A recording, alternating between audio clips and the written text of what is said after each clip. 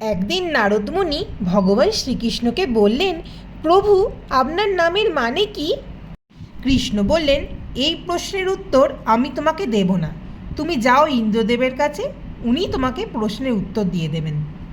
নারদমুনি বললেন, ঠিক আছে প্রভু। এই বলে তিনি ইন্দ্রদেবের কাছে চলে যান।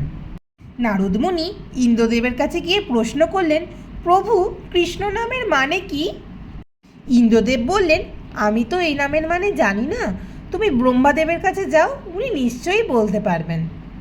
নারদমুনি, ঠিক আছে প্রভু, তাহলে আমি এখন আসি। এই বলে ব্রহ্মাদেবের কাছে চলে গেলেন।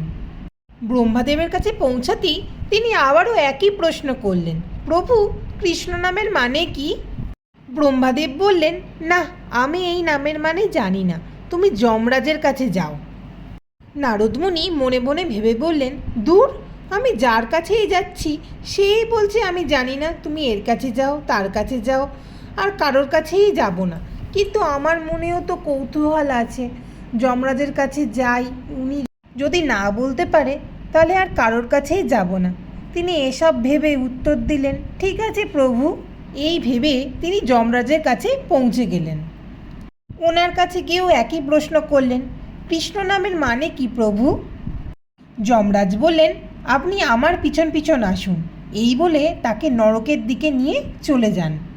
নারদমুনি যমরাজকে প্রশ্ন করলেন, আমরা তো নরকের দিকে যাচ্ছি। যমরাজ বললেন, চলুন না। নারদমুনি, ঠিক আছে।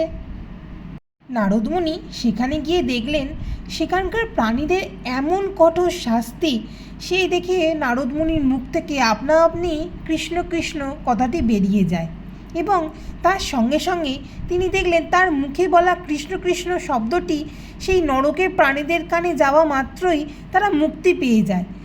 এই ঘটনাটি দেখার পর তিনি যমরাজের দিকে তাকালেন এবং তিনি বললেন, এবার আমি কৃষ্ণ নামের অর্থ বুঝতে পেরেছি। এই বলে তিনি যমরাজের কাছ থেকে বিদায় নিয়ে আবার তার প্রভুর কাছে ফিরে যান।